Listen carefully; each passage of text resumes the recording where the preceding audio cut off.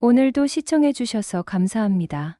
구독과 좋아요는 영상을 제작하는 데 큰 힘이 됩니다. 구독을 부탁드리겠습니다, 선생님. 그럼 오늘도 좋은 하루 되세요. 오늘의 이야기를 시작하겠습니다. 29번. 어제 하루 동안 남편이 저를 안아준 횟수예요.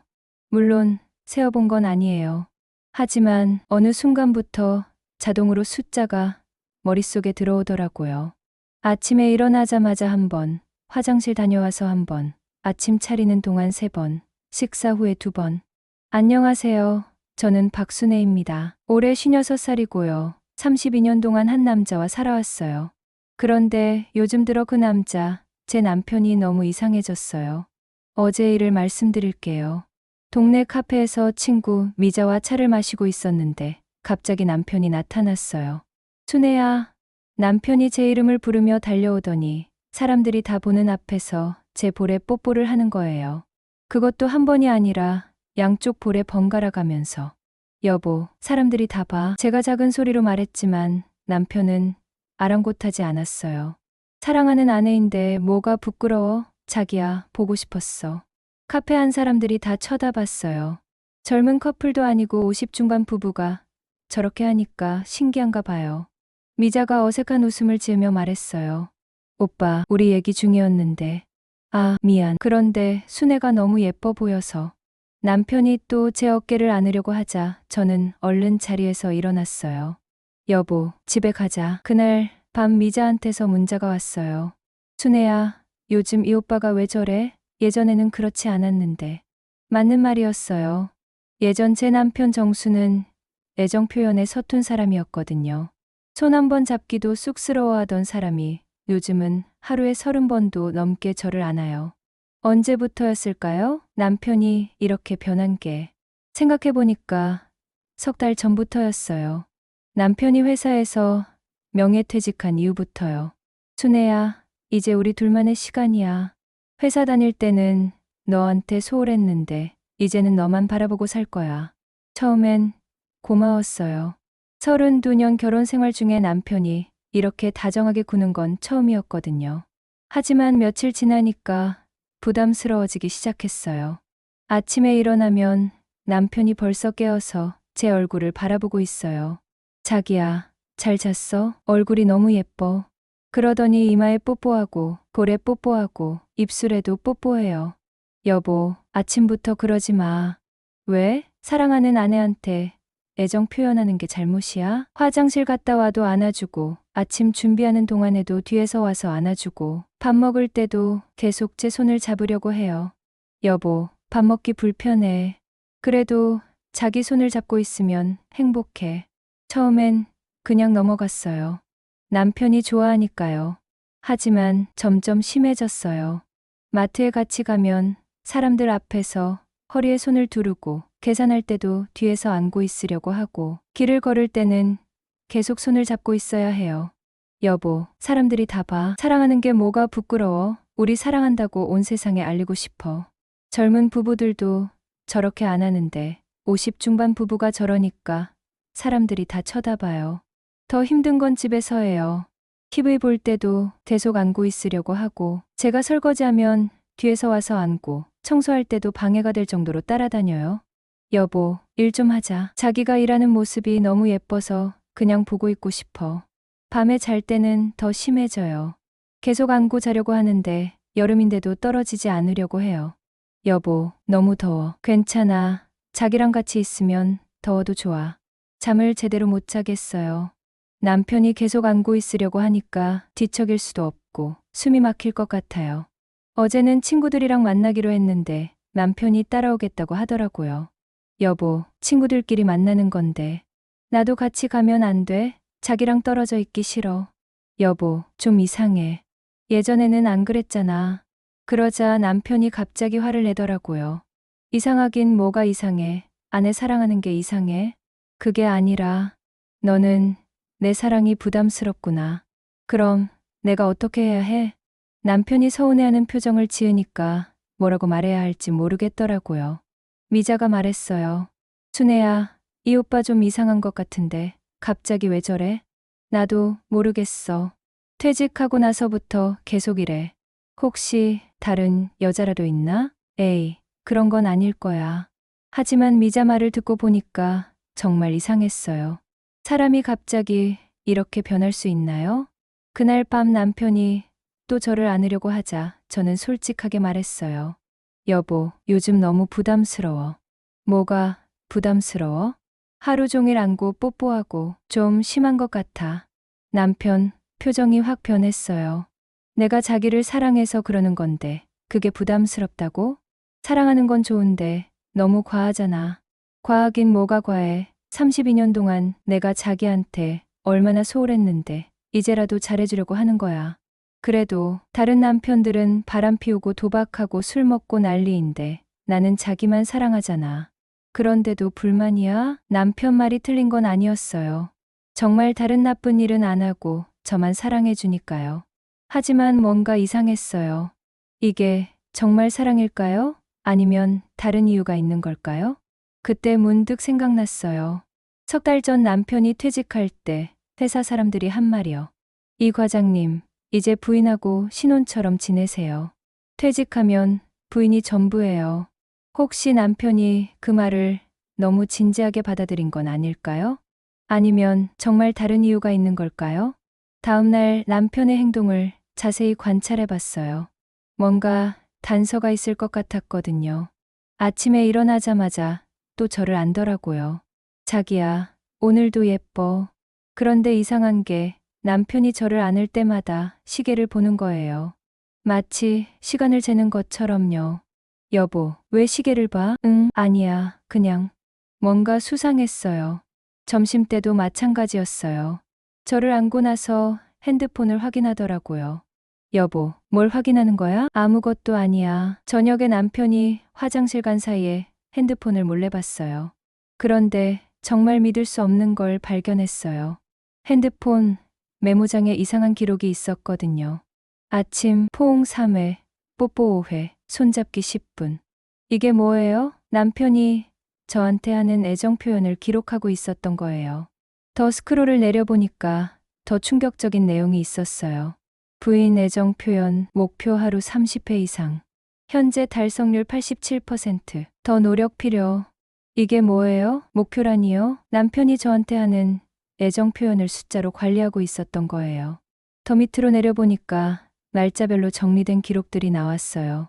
월요일 포옹 25회, 뽀뽀 15회, 칭찬 8회, 목표 미달성.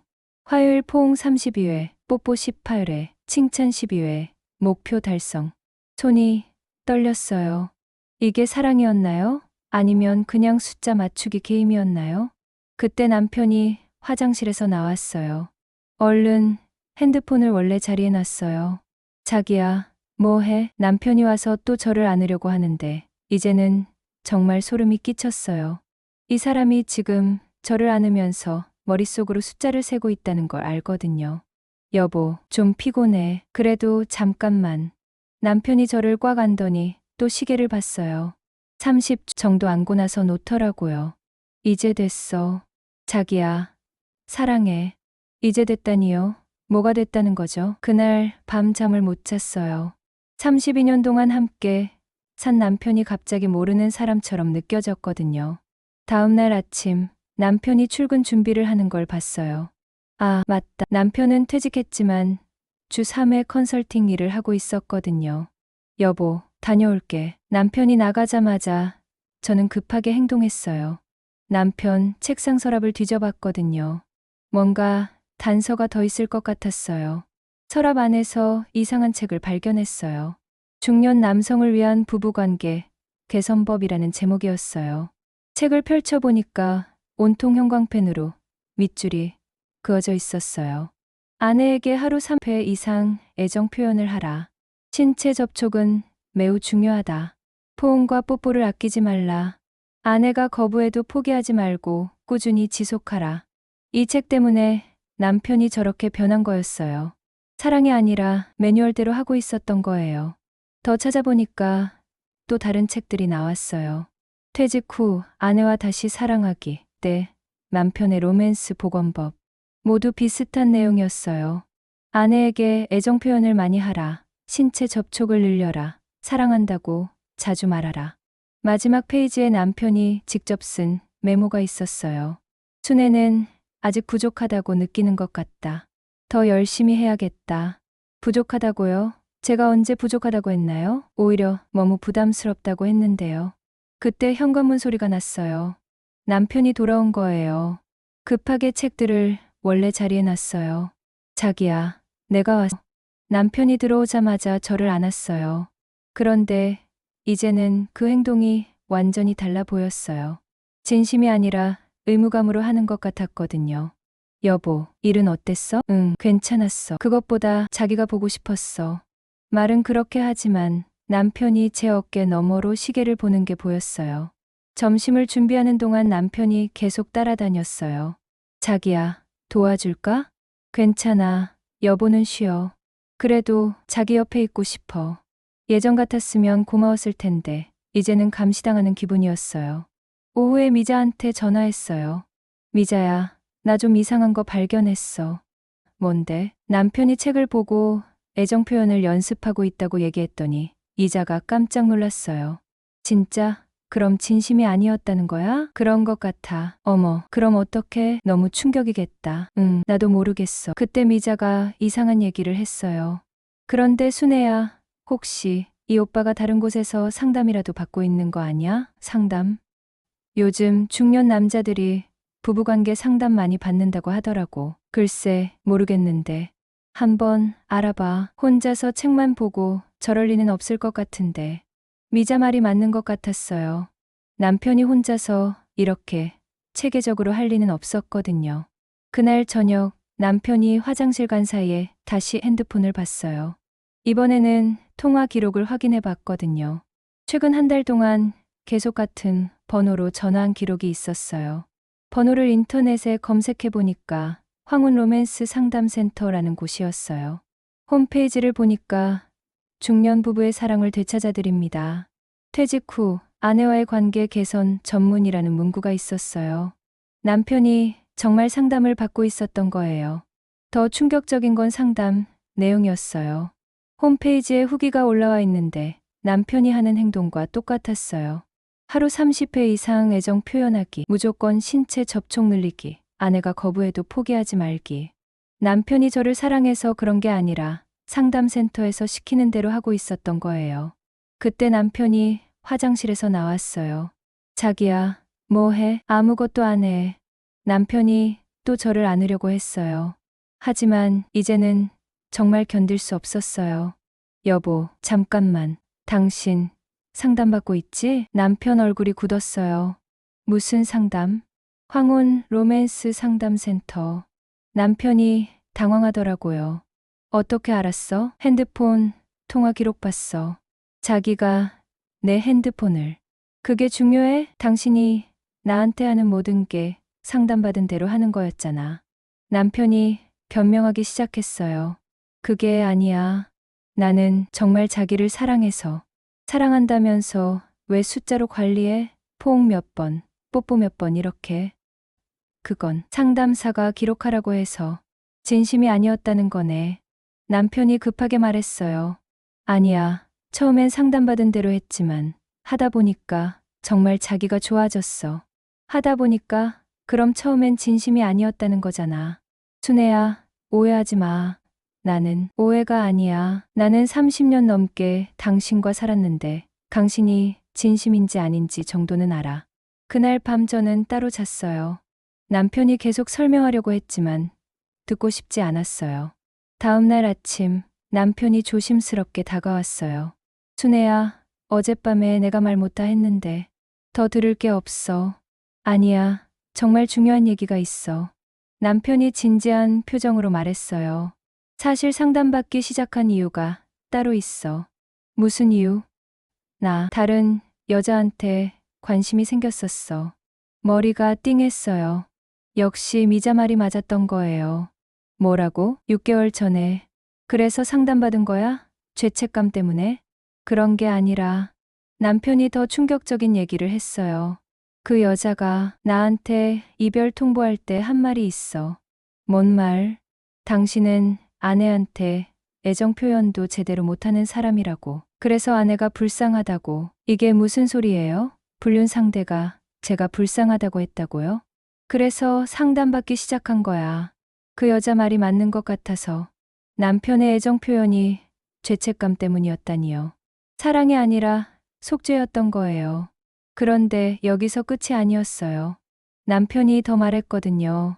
그런데 순애야, 그 여자가 너를 알고 있더라. 나를 안다고? 그 여자가 너 이름을 알고 있었어. 순애 씨라고 부르더라. 머리가 어지러웠어요.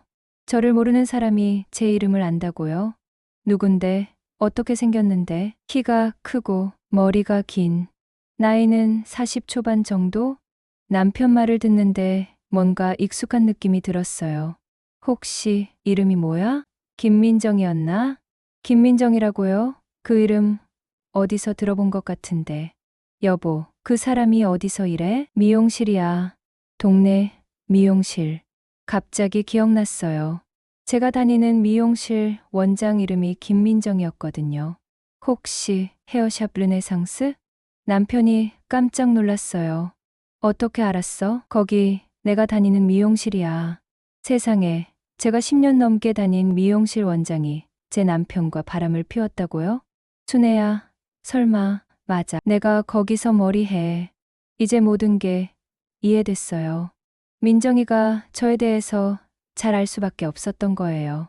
10년 넘게 제 머리를 해주면서 제 얘기를 다 들었으니까요.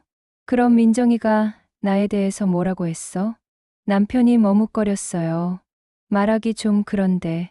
다 말해. 민정이가 순애 씨는 참 불쌍한 사람이라고 했어. 불쌍하다고? 남편이 애정 표현도 안 해주고 관심도 없어 보인다고. 정말 어이가 없었어요. 제 남편과 바람 피우면서 저를 불쌍하다고 했다고요? 그래서 민정이가 뭐라고 했는데? 순애 씨 같은 부인을 둔 남편이라면 더 잘해줘야 한다고. 애정 표현도 많이 하고. 이제 이해됐어요. 민정이가 남편을 조종한 거였어요. 죄책감을 이용해서요. 그래서 상담센터 다니기 시작한 거야?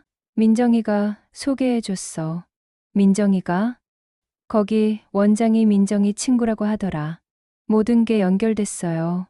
민정이가 남편과 바람 피우고 이별할 때 죄책감을 심어주고 자기 친구가 하는 상담센터를 소개해준 거였어요. 여보, 그럼 당신이 나한테 하는 모든 행동이 민정이 계획이었다는 거네? 그건 아니야. 처음엔 그랬다는 거잖아. 남편이 변명했어요. 순애야, 나는 정말 후회하고 있어. 그래서 더 잘해주려고 하는 거야. 잘해주는 게 아니라 민정이가 시킨 대로 하는 거잖아. 그때 갑자기 궁금해졌어요. 민정이가 왜 이런 일을 했을까요? 여보, 민정이가 왜 당신과 헤어진 거야? 그게 민정이가 다른 남자가 생겼다고 하더라. 다른 남자? 그 남자가 더 젊고 돈도 많다고. 민정이가 남편을 차버린 거였어요. 그런데 왜 굳이 상담센터까지 소개해줬을까요? 뭔가 이상했어요. 단순히 죄책감 때문이라기에는 너무 친절했거든요. 여보, 상담센터에서 돈 얼마나 내? 한 달에 50만 원. 50만 원? 개인 상담이라서 좀 비싸. 50만 원이면 적지 않은 돈이에요. 혹시 민정이가 소개비라도 받는 건 아닐까요? 여보, 상담센터 한번 가봐도 될까? 궁금해서. 어떤 곳인지. 그럼 나랑 같이 갈래? 다음 날 남편과 함께 상담센터에 갔어요. 강남에 있는 고급 빌딩이었어요. 상담실에 들어가니까 40대 중반 정도 되는 여자가 나왔어요. 안녕하세요. 저는 황홀로맨스 센터 원장 박은주입니다. 안녕하세요. 정수 씨 부인 순애입니다. 박 원장이 환하게 웃으며 말했어요. 아, 정수 씨가 그렇게 사랑하신다는 부인이시군요. 정말 예쁘세요. 감사합니다. 부인께서도 정수 씨 변화를 많이 느끼시죠? 네, 많이 달라졌어요. 박 원장이 자랑스러운 표정으로 말했어요. 저희 상담 효과가 정말 좋거든요. 정수 씨도 처음에는 애정 표현을 어색해 하셨는데 지금은 정말 달라지셨잖아요. 네, 정말 많이 달라졌어요. 그때 박 원장이 이상한 얘기를 했어요. 그런데 부인, 혹시 민정 씨 아세요? 네, 알아요. 민정 씨가 부인 얘기를 많이 해주셨어요. 정말 좋은 분이라고. 민정이가 저 얘기를 했다고요? 왜요? 민정 씨가 제 얘기를요? 부인이 얼마나 착하고 좋은 분인지 자주 말씀하셨어요. 뭔가 이상했어요. 제 남편과 바람 피운 사람이 저를 좋은 사람이라고 했다고요? 민정 씨와는 어떤 사이세요? 친구죠. 오랜 친구예요. 상담이 끝나고 집에 돌아오는 길에 남편한테 물어봤어요. 여보, 민정이가 나에 대해서 뭐라고 했다고 했지? 불쌍하다고 했다고 했잖아. 그거 말고 다른 얘기는 없었어? 남편이 잠시 생각하더니 말했어요. 아, 맞다. 민정이가 순애 씨는 정말 착한 사람이라고 했어. 착하다고? 10년 낸 게 단골이었는데 한 번도 화낸 적 없고 팁도 많이 주고 이상했어요. 민정이가 저를 불쌍하다면서 동시에 착하다고도 했다고요? 그날 밤잠이 안 와서 인터넷을 검색해 봤어요. 황홀로맨스 상담센터에 대해서요. 검색하다 보니까 이상한 글을 발견했어요. 황홀로맨스 상담센터 후기 조심하세요. 클릭해서 읽어보니까 충격적인 내용이었어요. 이 상담센터는 사기입니다. 미용실과 연계해서 고객 정보를 빼내고 일부러 부부 갈등을 만듭니다. 사기라고요? 부부 갈등을 만든다고요? 더 읽어보니까 수법이 나와 있었어요. 1단계 미용실에서 고객 정보 수집. 2단계 남편을 유혹해서 바람 피우게 만듦. 3단계 죄책감 이용해서 상담센터 유린.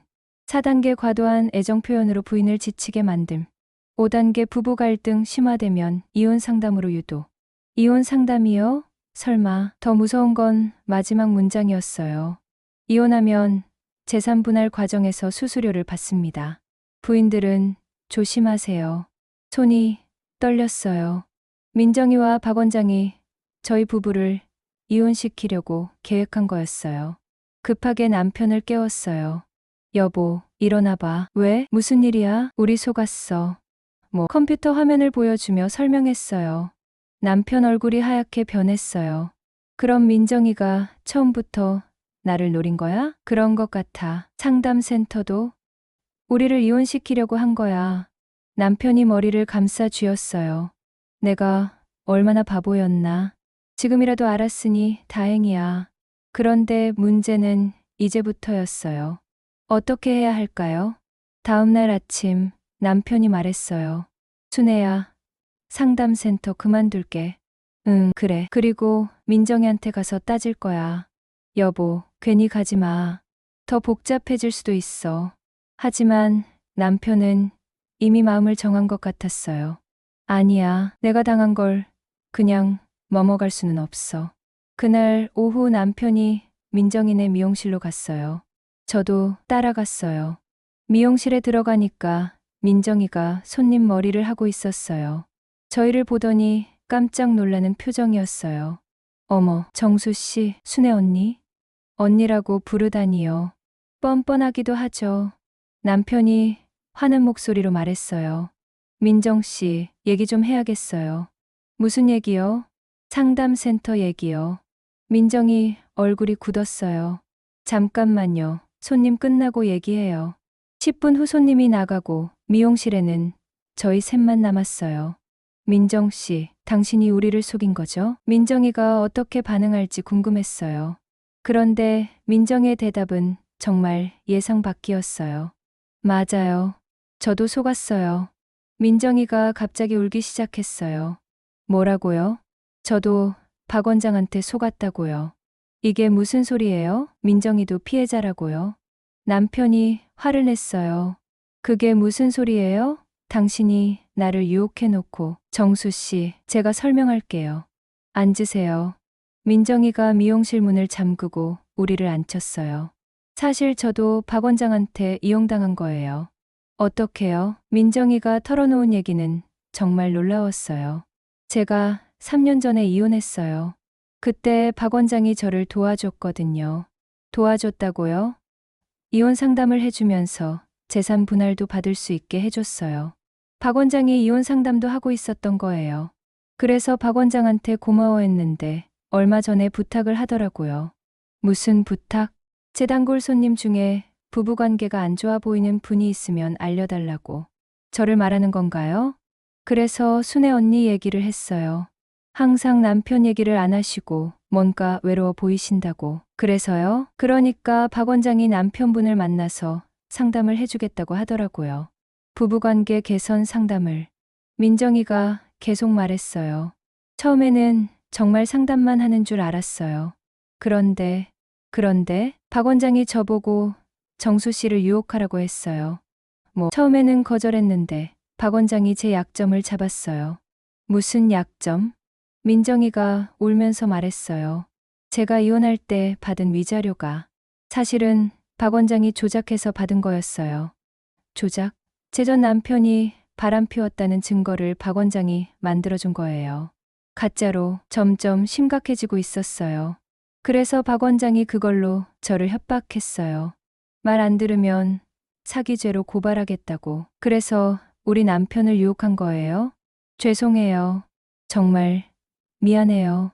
민정이가 계속 사과했어요. 그런데 더 큰 문제가 있어요. 뭔 문제요?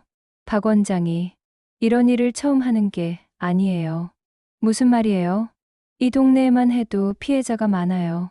저희 미용실 손님들 중에 민정이가 충격적인 얘기를 했어요. 박 원장이 여러 미용실과 연계해서 조직적으로 부부들을 노리고 있다는 거였어요. 지금까지 몇 쌍이나 이혼했는지 몰라요. 그럼 당신은 계속 다른 남자들도 유혹한 거예요? 아니에요. 정수 씨가 처음이었어요. 그래서 더 죄송해요. 남편이 어이없다는 표정으로 말했어요. 그럼 민정 씨는 우리한테 무슨 잘못도 없다는 거예요? 잘못이 없다는 건 아니에요. 제가 나쁜 선택을 한 거죠. 그때 갑자기 미용실 전화가 울렸어요. 민정이가 받았는데 얼굴이 하얗게 변했어요. 네, 박 원장님.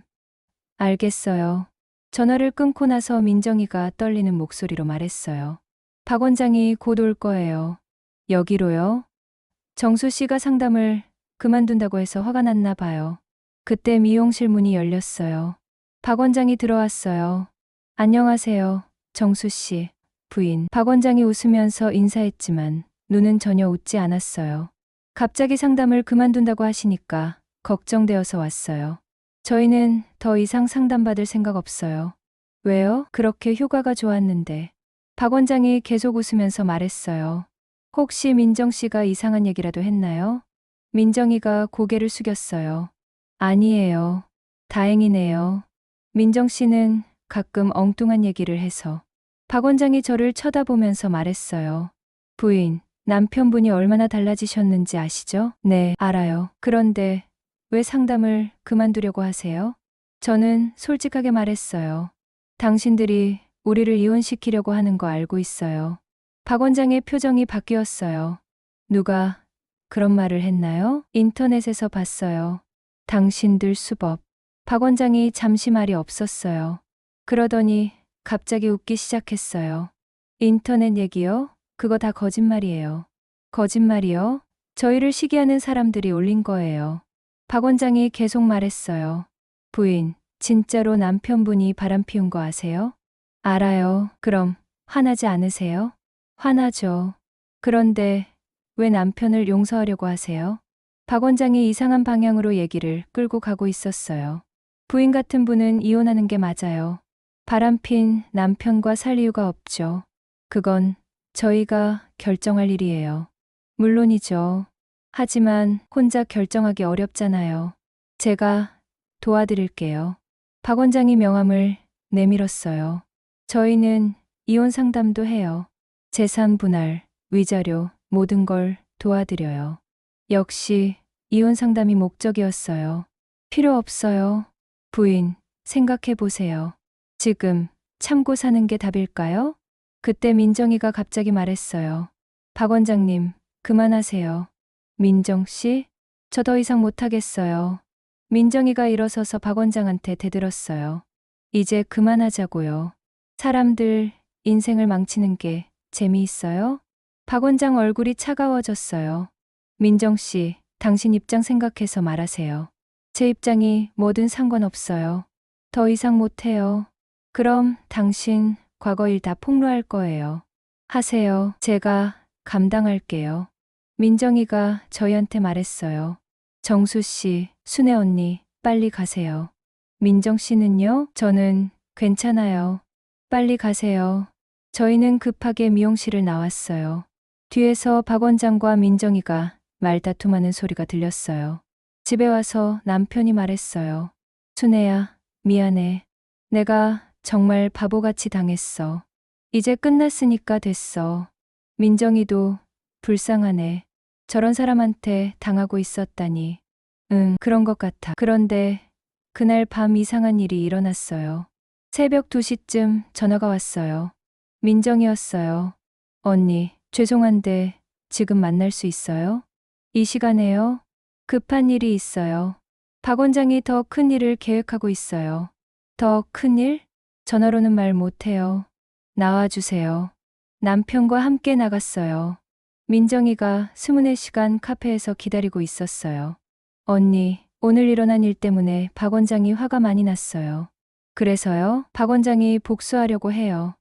복수? 언니 주변 사람들한테 안 좋은 소문을 퍼뜨릴 거래요. 무슨 소문? 민정이가 충격적인 얘기를 했어요. 언니가 남편 바람 알고도 돈 때문에 참고 있다고 소문낼 거래요. 뭐라고요? 그리고 언니가 실제로는 다른 남자와 만나고 있다고도 할 거래요. 이게 무슨 소리예요? 박 원장이 어떻게 그런 소문을? 박 원장은 이런 일의 전문가예요.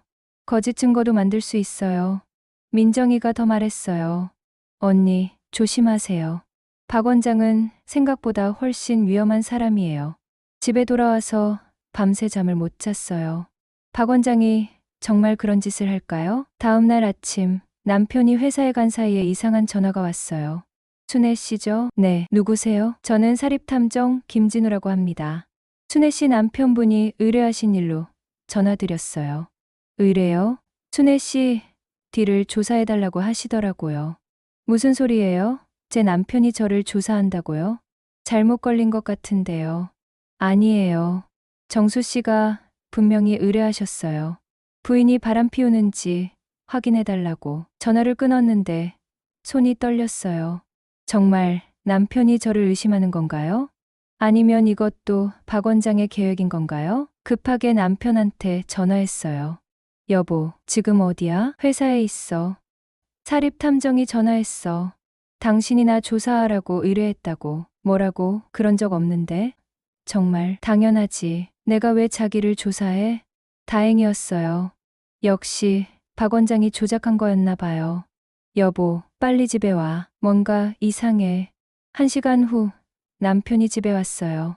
그런데 표정이 어두웠어요. 여보, 왜 그래? 순애야, 회사에서 이상한 전화가 왔어. 무슨 전화? 누군가 익명으로 신고했대. 내가 회사 돈을 횡령했다고. 물론 사실이 아니야. 하지만 감사팀에서 조사하겠다고 하더라. 박 원장이 진짜로 복수를 시작한 거였어요.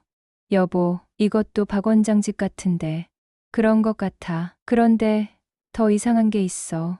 뭔데? 회사 사람들이 나한테 수상하다는 눈빛으로 보더라. 마치 뭔가 알고 있다는 것처럼. 무슨 말이야? 누군가 회사 사람들한테 미리 얘기한 것 같아. 내가 문제 있는 사람이라고. 박 원장의 수법이 생각보다 체계적이었어요. 그날 오후 더 큰 문제가 생겼어요. 동네 아주머니들이 저를 이상하게 보기 시작한 거예요. 마트에 갔는데 평소 친하게 지내던 분들이 저를 피하더라고요. 순애 씨, 뒤에서 누가 부르길래 돌아봤더니 같은 아파트에 사는 김 여사였어요. 무슨 일이야? 요즘 소문 많이 나던데. 무슨 소문요? 순애 씨 남편이 바람핀다는 소문. 그런데 순애 씨도 다른 남자 만난다던데. 그런 일 없어요.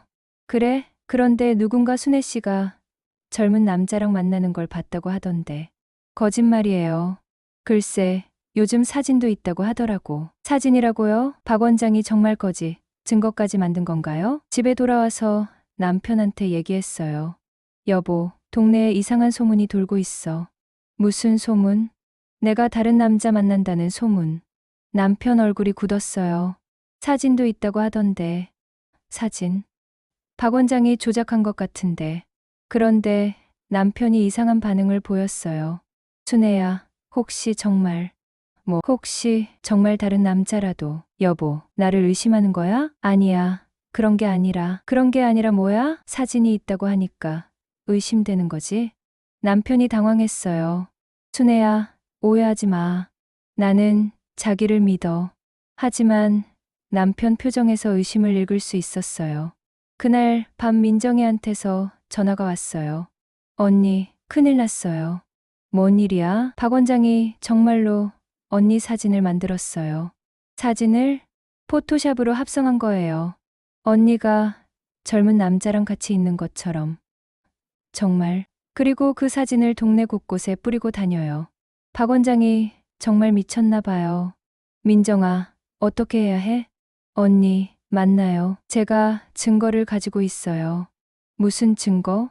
박 원장이 사진 조작하는 거, 녹음한 거예요. 다음 날 민정이와 만났어요.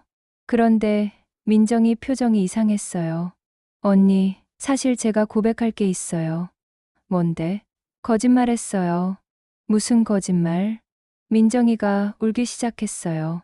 저 사실은 박 원장 공범이었어요. 머리가 띵했어요. 뭐라고? 저는 처음부터 박 원장과 함께 일한 거예요. 그럼 어제까지 한 얘기는 다 거짓말이야? 아니에요. 일부는 진짜예요. 민정이가 진짜 이야기를 털어놨어요. 저는 정말 박 원장 친구예요. 대학교 동기거든요. 그래서 박 원장이 이 사업을 시작할 때 저보고 도와달라고 했어요. 사업? 부부들 이혼시키는 사업이요. 민정이가 계속 말했어요. 처음에는 그냥 쉬운 아르바이트인 줄 알았어요. 그런데 점점 심해지더라고요. 그래서 지금까지 몇 쌍이나 이혼시켰어? 10쌍 정도요. 10쌍이나요? 그럼 저희도 그 중 하나가 될 뻔한 거예요. 그런데 왜 갑자기 진실을 말해? 언니 때문이에요. 나 때문에? 언니를 10년 넘게 봐왔는데 정말 좋은 분이거든요. 이런 일 당하면 안 될 것 같아서. 민정이가 가방에서 USB를 꺼냈어요. 여기에 박 원장이 사진 조작하는 거 녹화한 게 있어요. 정말. 그리고 다른 피해자들 명단도 있어요. 그럼 이걸로 고발할 수 있는 거야? 충분한 증거가 있어요. 그런데 민정이가 조건을 걸었어요. 언니, 제가 부탁이 있어요. 뭔데? 저도 같이 고발당할 거잖아요. 그때 언니가 저를 위해서 증언해 주세요. 증언? 저도 어쩔 수 없이 한 거라고. 박 원장한테 협박당했다고. 민정이가 또 거짓말을 하자는 거였어요. 민정아, 또 거짓말 하자는 거야? 언니, 제발요. 저도 살아야 하잖아요. 너는 자발적으로 한 거잖아. 그래도 언니를 도와주잖아요. 민정의 말을 들으니 복잡했어요. 증거는 필요하지만 또 거짓말에 가담하고 싶지는 않았어요. 생각해 볼게. 언니, 빨리 결정하세요.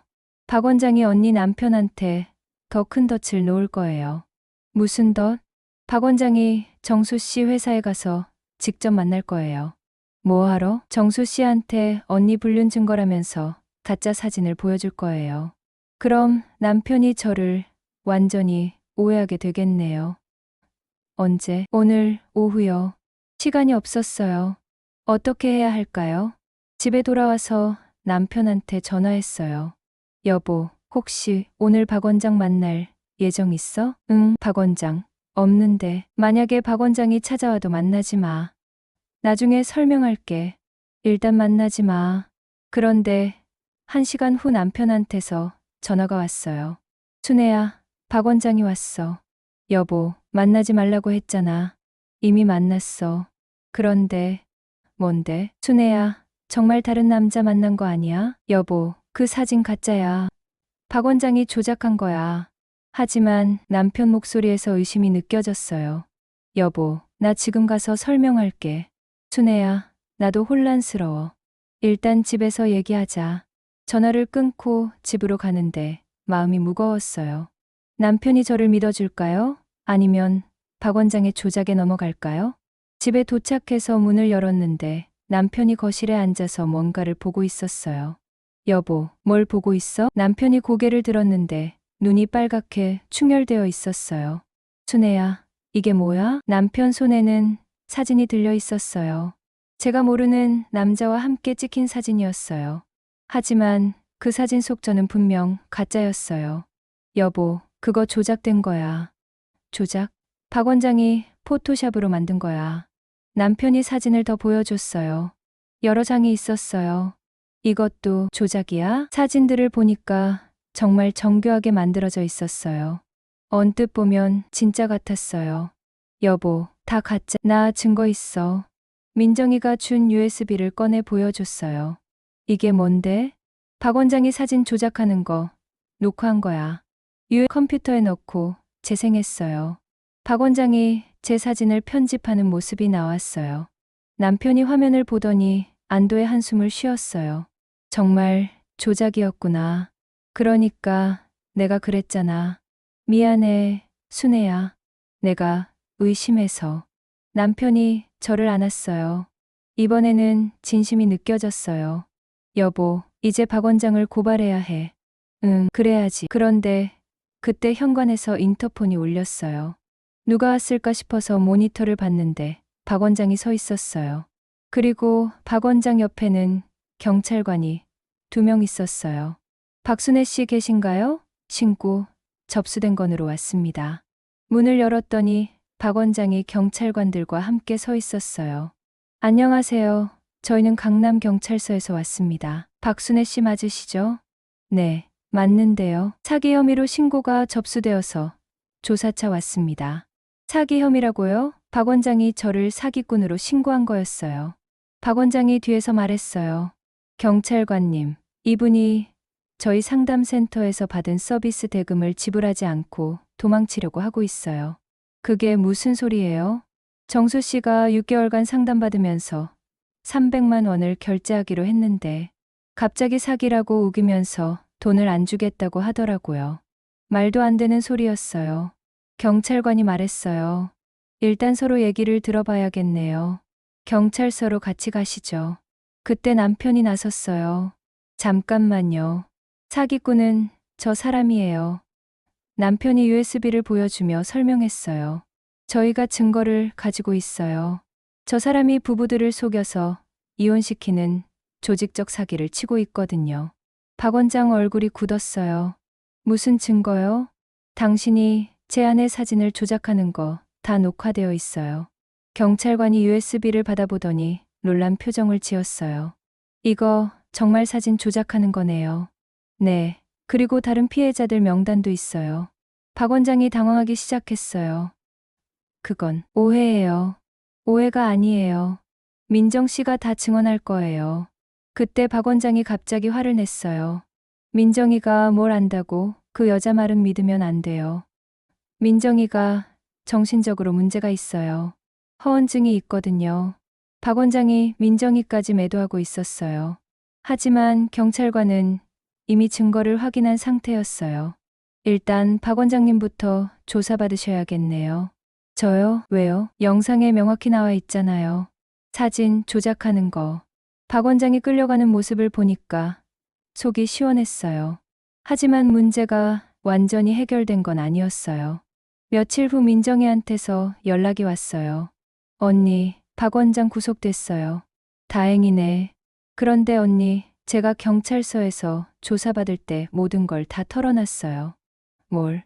언니를 속인 것도 다른 피해자들 일도 다요. 민정이가 진실을 말한 거였어요. 그럼 너도 처벌받는 거야? 네, 아마 그럴 거예요. 그래도 언니한테 거짓말 더 하고 싶지 않았어요. 민정의 마지막 양심이었나 봐요. 경찰 조사가 끝나고 몇 주가 지났어요. 동네 소문도 점점 잠잠해졌어요. 남편 회사에서도 오해가 풀렸고 횡령 의혹도 사라졌어요. 하지만 저희 부부 관계가 완전히 예전으로 돌아간 건 아니었어요. 남편이 어느 날 말했어요. 순애야, 나 반성 많이 했어. 뭘? 내가 왜 바람을 피웠는지 생각해봤는데 그런 얘기 안 해도 돼. 아니야, 해야겠어. 내가 너한테 소홀했던 게 맞아. 남편이 계속 말했어요. 물론 민정이와 박 원장이 나쁜 사람들이지만 내가 바람 피울 마음이 없었다면 넘어가지 않았을 거야. 여보, 앞으로는 정말 잘할게. 하지만 상담센터에서 배운 대로 하는 게 아니라 진심으로. 남편의 말이 진심으로 느껴졌어요. 그런데 순애야, 나한테도 부탁이 있어. 뭔데? 앞으로 뭔가 이상한 일이 생기면 바로 얘기해줘. 혼자 참지 말고. 알겠어. 그리고 내가 하는 애정 표현이 부담스러우면 솔직하게 말해줘. 그날부터 남편이 정말 달라졌어요. 예전처럼 과도하게 애정 표현을 하지도 않고, 그렇다고 무관심하지도 않고, 적당히 자연스럽게 하더라고요. 아침에 일어나면 잘 잤어? 라고 물어보고, 가끔 손을 잡아주고, 저녁에는 하루 있었던 일을 물어봐주고, 이게 진짜 사랑이구나 싶었어요. 몇 달 후, 우연히 길에서 민정이를 만났어요. 언니, 민정아. 민정이는 많이 초라해 보였어요. 어떻게 지내? 그냥. 미용실은 문 닫았어요. 그래, 벌금도 내야 하고 소문도 나서 다른 동네로 이사 갈 거예요. 민정이가 죄송하다고 또 사과했어요. 언니, 정말 미안해요. 제가 너무 나쁜 짓을 했어요. 이제 됐어. 언니는 정말 좋은 분이에요. 앞으로 행복하게 사세요. 민정이와 헤어지고 집에 가는 길에 생각했어요. 사람을 믿는다는 게 참 어려운 일이구나. 민정이를 10년 넘게 봤지만 진짜 모습을 몰랐으니까요. 하지만 그렇다고 모든 사람을 의심하며 살 수는 없잖아요.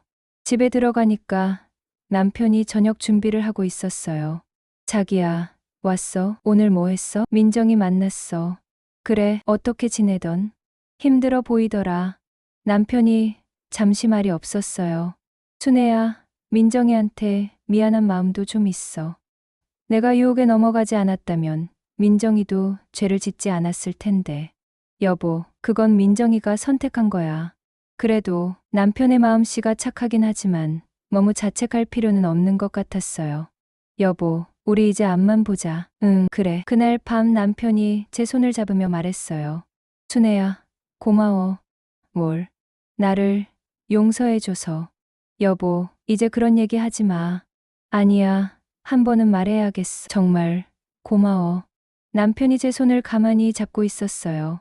예전처럼 세게 안거나 하지 않고 그냥 자연스럽게요. 이게 진짜 사랑이구나 싶었어요. 물론 아직도 가끔 불안할 때가 있어요. 남편이 늦게 들어오거나 핸드폰을 볼 때 약간 긴장되거든요. 하지만 예전처럼 의심하지는 않아요. 서로를 믿기로 했으니까요.